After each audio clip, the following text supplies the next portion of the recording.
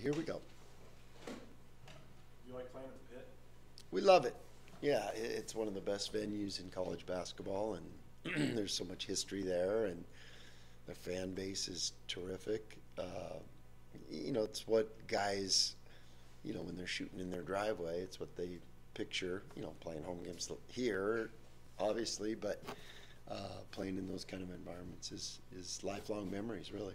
I know you've played on the road a couple times. This will probably be by far your most hostile environment, I would think, on the road. Yeah, they're all hostile in their own way. Sometimes when there's less fans, you can hear more. When you go to a New Mexico place, you can't hear a thing.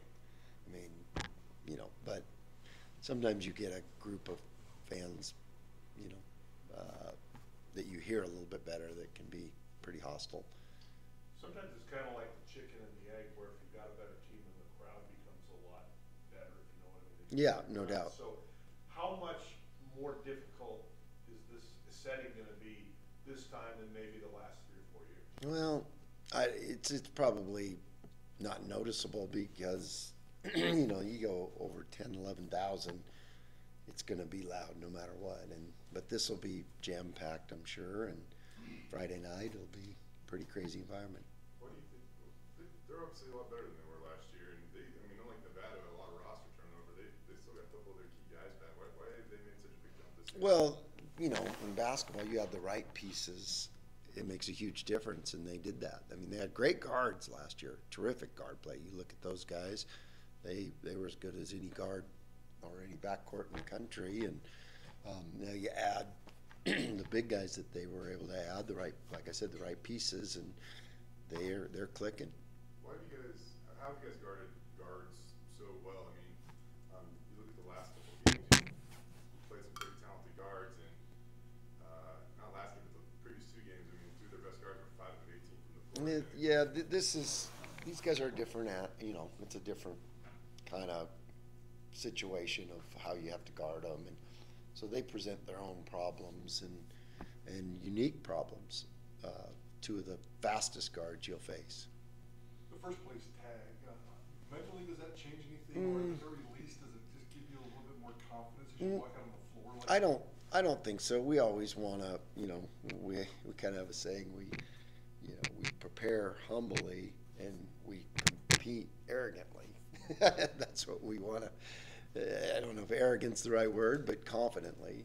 And when we roll in, we know who we are, and whether you're where you are exactly on that day in the standings shouldn't affect that confidence, or whether one basket went in here and didn't go in there shouldn't affect that.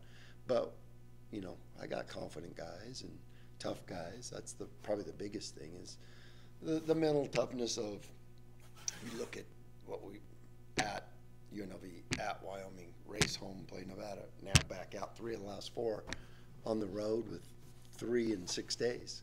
When you break it down, you got to have some mental toughness to do that. You talked early in the season. I remember staying out on the court the day before the season started. And you said, the team that's going to be toughest is going to win the Mountain West. What's the ratio mentally and physically in terms of that? I think it's always about 5-6 to 1 mentally. I think we physically we have our own way about us. We're not. Last year's team was just kind of brute strength tough. This team's a different kind of tough. Najee and Mladen are a different kind of tough, I think. And so there's all. But I think it is 6 to 1 at least as far as the mental part of it. And so we spend a lot of time with that kind of stuff. How do you do that? What do you Just spend a lot of time? we there's a lot of talks and a lot of we kind of have themes for games and stuff that we've done over the years that has really worked for us, and to get our minds right, and the way we approach altitude, we have a system for it. The way we have a system for kind of everything we do, the way we attack travel, the way we prepare, all those things. That it's not happenstance. It's pretty calculated, and then it's just having these guys understanding what they're going to face before they face it a little bit. You look at, you're in a 5-game stretch where at the time of before, you've handed either their worst loss of the season or one of their worst losses of the season. That's crazy, yeah. What have you learned about your team during this stretch, and how impressive is that? Yeah, I think I'll give that honest answer in a month or so, you know, because when you're in the middle of it, you're like, you're kind of just, you know, not kind of, you're just like our formula, you know, you celebrate, boom, you're just on to the next one, so you don't kind of look back and go. But when you see that written down, you're like, wow, that you know, that's surprising. But these guys are better than the sum of their parts is the best compliment I can give them, really. They're making each other better. They're playing together. They're working hard to get better. They're, you know, they check a lot of boxes. When we address something, you know, I always tell our teams this, a mark of a great team is a team that when we can address something, they can go out and fix it. You know, there's some teams you can address something and it either goes over their head, they can't absorb it, they can't. These guys, if we really hammer something, they're really good at doing it, which is a great quality for a team to have. Because, and it's remarkable how many times they've done that throughout the year. And, you know, going back to after the Nevada game, I really challenged them on some things that we're either going to get better at this or we have no chance in this league. And we got better at a lot of those things. So that's a huge indicator of a good team. I'm not asking for the chef's recipe, but is there an example of anything that you can give us in terms of what you challenged with this when they got better? Well, we had back-to-back games of teams making 10 threes on us, and a lot of them were uncontested, and that, you know, that's a big cornerstone of our defense. And so, you know, I think we got better at our fundamentals of what we're about defensively. So our identity. That's just one example. We had a bunch of those. I think it's weird still, even in 2023, for people to see a lineup without a center. But you know, you've been having positionless lineups for Right. years, and more teams are starting to do it. I mean, what are the pros sometimes of, you know, maybe not having a center and having some smaller guys, all of whom can shoot? Well, it's just so hard to guard in the space that you get, you know, because all five of them can score, all five of them can shoot, and it just creates a big floor. So, you know, we don't have a bunch of guys that can blow by you, but like we have guys that can get to the paint because there's so much space in there because of all those shooters around them. And yeah, you think back to the Nick Duncan and James Webb and those kind of guys. But a funny story, Patino told me that he liked watching our San Jose game because he got to listen to that British guy. He said it was like watching a nice soccer match. That British guy is the Aussie Nick Duncan, no doubt. What you're trying to recruit though, like in high school, they probably don't even teach post moves anymore. So I think people are like looking for this, you know, this center like it's 1985 again. But like, does that even exist anymore? Very rarely, you know. I mean, like the true what we thought about centers. And I mean, they're not valued at the next level anymore. I mean, think about the Illinois kid. Yeah. One of the most dominant basketball players you've seen in the last 20 years. Like, you can guard him with one guy. And I asked somebody, I was like, where's he playing? And nobody knew, you know. I mean, it's crazy, isn't that? And then, you know, a guy like Drew Timme who can go in and post. And they don't even talk about him. I mean, those are great basketball players. So, yeah, the game has changed so much that way, 100%. But we had to evolve just because we weren't getting, you know, I mean, you looked at UNLV. When I came into the league, you looked at New Mexico and UNLV, and I'm like, well, I'm not going to go get a worse version of what they're doing. I'm going to try to get a different, you know.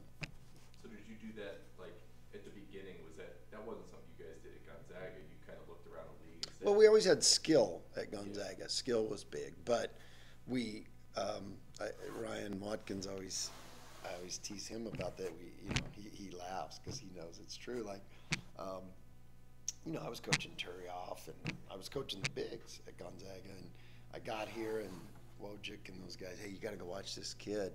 And I went and watched Ryan, who was a little bit overweight and a little bit out of shape, and his teammates never threw him the ball because he was playing with a lot of great players that went on to play college basketball. And I walked out of the gym, was like, really? That's what I get to coach at Boise State? That's the big guy, you know? Now, you couldn't measure Ryan's ticker, but Ryan always jokes, well, you wouldn't recruit me now. This program's passed me by. But heck yeah, if I can find a Ryan Watkins with that kind of heart and that kind of desire and that kind of work ethic, and you couldn't see that when you watched him. I mean, literally got 2 points, and I was coming from coaching the guys I was coaching. I'm like, that's the big guys we get it, you know. So they're just, you know, it's a supply-demand thing with big guys like that. But that's why we went with skill, and you know, that was kind of the route we chose to counteract the size that we were going to have to face in this league. You talked a lot about the pit where they may be on like a 6-0 run, but it feels like 30-0 Yeah. because of the crowd. Like it feels like the roof's caving in. I think you said. How do you manage that where it's maybe not as bad as it feels sometimes there? Yeah, again, like I said, that's one of those things that we cover before it happens, so they're not, you know, so it's not a surprise. It's an understanding of this is going to happen, and you're going to feel they're going to steal the ball from us once and dunk. They're going to hit a three. I mean, you got to be prepared mentally to understand. Okay, stay calm and stay, you know, on focus of our mission and that kind of thing. So we prepare for that before it happens. For the most part, with your seniors and I mean, even though, you know, Buzo's new to you guys, he's at least played in some Big 12 venues Right. and stuff. I mean, is that you feel like you got a good group to take on an atmosphere? Yeah, no doubt. We had, I mean, and we went and played at St. Louis. That was a loud venue, and and we handled that terrific. I was really impressed with the guys in that game, because those things you get acclimated to it the more you do it. It's just like anything else, and the veteran teams handle it usually pretty good. Doesn't make it easy though. You have to prepare for it. Like I said, you have to know, you have to have your minds right to do it. Mashburn and House, I think together averaging about between 35 and Yeah. 40 a game. What makes them special, and then what makes them different from each other? Well, they're different from each other. Well, House might be one of the quickest guards in the country. I mean, he gets from one end of the floor to the other maybe faster than anybody, and so he gets them running, he gets them going. Mashburn has got an array of ways to score, and his mid-range is as good as anyone's in the country. And again, they both can get you from all three levels, and they both can put so much foul pressure on you. And I mean, they're slippery and creative and just great basketball guards. They're just ballers. You mentioned him, Patino, watching your game against San Jose. What did you think of him being mic'd up 10 miles for that game? And would you do something like that? What? Would you do something? Absolutely not. No way. Especially after talking, after I just think it just takes you out of a rhythm, and it takes you out of it puts you in a mindset of having to think about something that's not the game and not what's going on and not your job, and I don't like it. It's not for me. But it was actually when I was watching it, I was like, I'm trying to scout. You guys are distracting me. Those two just. Could you pick anything up play call? Oh yeah. I texted him and said, thank you for all your calls. Appreciate it. He said, we're going to change all the names of them. I said, good luck with that. Go for it. With build on Jordan's question, what do you think about Lucas's look back down on Will Baker in that game? Yeah, Lucas is, he's just scratching the surface. It's just his story is unique. I mean, he was a late bloomer, really late. He wasn't even a good high school player, and he wasn't big. He just kept growing and growing and growing, and his best basketball's in front of him. And I'm just like trying to squeeze it so it's not 3 years from now. You look at all the seniors we've had, and Lucas and I have had a lot of talks about this stuff. They have their end of their career here is their best they've ever played. I mean, you can go down the list. There's a ton of them like that. I mean, Rod Williams, his last 15 games here at 6'6", he was one of the best centers on the West Coast. I mean, he had 28 and 18 on New Mexico that one time. So we're trying to get, we're going to get to that with Lucas. You're going to look back and go, gosh, you said that. But I want it, you know, I'm trying to squeeze the lemon to get the juice right now. And without, you know, putting pressure. I don't want, it's not a pressure thing. I want him to not have to look back on it and go, gosh, man, or I don't want to have to, me watch him on, you know, playing for money somewhere and going, God, I knew he was good. I wish we could have got more, you know. So I don't want it both ways because he wants it so bad. And sometimes that, you know, that when you want it too much, it can be a problem too. So, but it's coming. What was it? I mean, I don't know, that specific play, like, being honest, I kind of was like, well, let's see how this goes. Yeah. Well, I mean, what's that like for you? And then to see it, like, maybe work in practice, I don't know what it is, but maybe to see it actually pay off against pretty good guys going like this. Yeah, no doubt. It's interesting because, like I said, all that stuff, you know, I've always seen that at practice, and I've seen his upside, and that, you know, as a development coach, that's always my job. When I go out recruiting, when I coach these guys, I have to create a vision in my mind for what they can be at their best, and then I have to keep pushing them to that vision and making them see it too. But because you know, for me, after all these years of experience of developing guys and watching them go from here to here and watching different kids, you know, you go out recruit, you're like, oh, that guy reminds me of, you know, Klay Thompson that I watched when he was in high school. It helps develop that vision because I'm like, oh, I've seen that guy go from here to here. I know what we can do and how we can get him there. And, you know, so it's in my mind. I can see it. The trick and the secret to it is getting them to see it. And, you know, again, that another thing that takes a lot of work and a lot of, you know, a lot of talks and a lot of, you know, I give guys books. You try to find the things that they can relate to, or that, you know, like giving a guy a book is not good if he's not a reader. Giving a guy an audio book is not good if he's a visual guy. You know, it takes a long time to figure all that, what helps a guy, because different guys, you know, he's a reader. And he likes to see it. You know, he came from 2 deaf parents, so he has to. It's visual with him. It's not audio. But some kids nowadays, it's a lot of audio stuff. I used to give Abu a lot of stuff, and that way. And so it's trying to find those ways to help him with all that mental stuff. That like you said, like I said, I think it's. I probably underestimate it. Well, I really think it's 10 to 1. That, you know, that we'd probably be just as good today if we just watch film, did visualizations, did individual meeting, you know, then go out.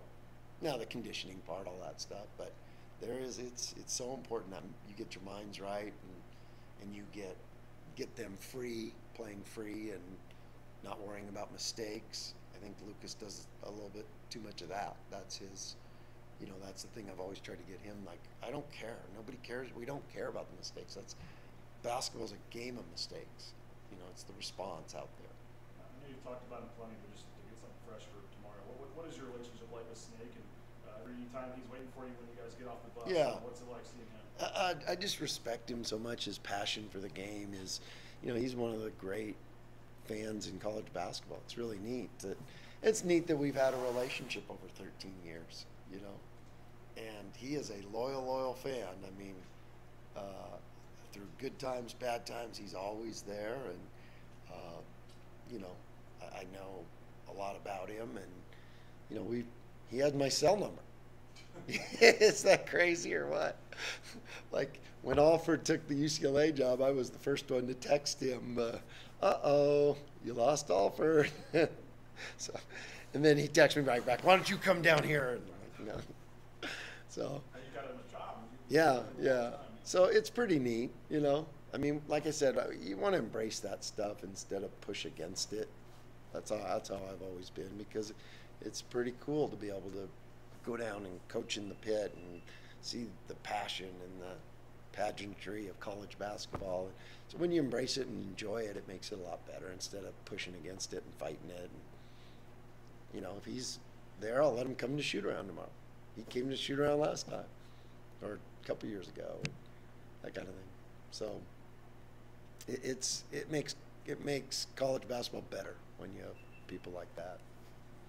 Leon, I know you're focused on the next 24 hours, bigger picture question in terms of, a couple seasons ago, you finished with like 3 or 4 straight Mountain West losses, and since then, 20 of 23. Yeah, that's crazy. I saw that stat. I was like, wow, it's hard to win one game. I know players come and go, and transition is a big part of it. What clicked behind the scenes? What's different? What happened? Well, it's not just one thing. It's just everything. There's so many factors, starting with administration, the level of support that we're getting now. I'd come in here and there'd be a million little things we had to get done. Came in this building one time and I counted 72 light bulbs that were out, and there was nobody. What am I going to go change them? Hey, give me a ladder. I mean, that's the microcosm of what we were dealing with. Well, that doesn't happen anymore. There's still things that come up, but guess what? There's people solving them. There's people doing them. There's people getting fans in the stands. That makes a difference. If that game has 5,000 the other night, maybe we don't win. All those things. Those guys say it. Everything matters. Everything counts. It's true. My staff being able to retain more guys, being able to keep guys, being able to get other guys so they can do their job better. We were short-staffed. We didn't have a video guy. Think about that. We're not a Big Sky team. We're a Mountain West team and didn't have a video guy. And so the guy that was supposed to be doing our recruiting coordination is doing video. All those things add up where now the recruiting coordinator can do his job and you benefit from it. So, it's an avalanche of things that make it. And then guess what? The guys that are scouting the game can do that instead of, well, wait, I got to go do make sure the light bulbs are changed and, all those things. So the support, we got a terrific staff now. We got an infrastructure that works, enough people to do their jobs, and that they're great at them, all those kind of things. And that's when you look at the definition of building a program, that takes time. Everyone sees the finished product, but Mark went to Gonzaga in 1990,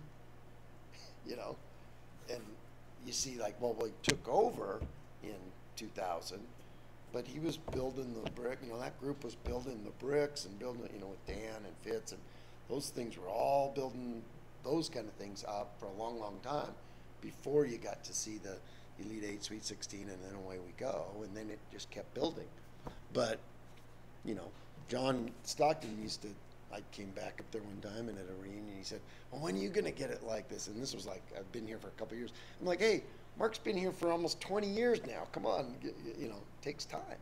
So, but the beauty of it is now, it's you got to just keep growing. And that's what we're doing. We got to keep growing because, that's you're either going this way or you're not. And that's what I love about this administration is they see that, they have a vision for it. I mean, we're redoing this facility, which is going to make it elite, and you have to keep doing that. And so that's what again, like I said, the Gonzaga model is a great one for us because Mark has never ever settled. That's one of his best qualities. He just keeps growing that thing, and that and the moment you do stop that, you got to leave or you got to be done. And that's what we've been fighting for, and now we got a lot of people helping us fight that fight. I'd say that's probably one of the biggest things. I think last time we talked to you was like an hour later that $1 million donation was made. It was earmarked for the new basketball. Yeah, it's amazing. What does that mean to you? I mean, we've seen a lot of renderings about stuff here in the past, but it definitely seems like there is tangible evidence you guys are moving towards something that's real. Yeah, it's just, first of all, it's just so remarkable what our boosters and supporters of this program do and contribute to us, because that's a difference maker. I mean, us chartering to and from Laramie helps us beat Nevada. Otherwise, you drive down the way, you spend 2 days getting back, you don't get it done. That makes a difference. And, all their generosity and all their support has been huge for this program. huge. And it, like I said, the growth is the most important thing, because if we don't have that, I mean, you know, we used to have the worst budget in the league, and it took a while to get back to neutral almost. You know, like, okay, now we can compete. Those things matter, but it's, like I said, it's everything. It's the support we get from this community, the support we get from the boosters, the support we get from the administration, all that stuff. It means the world to this program, and we wouldn't be doing what we're doing on the floor if we didn't have that. Prater brought it up, but since the start of last year, you have 23 wins against Mountain West team. That's 4 more than any other team in the league.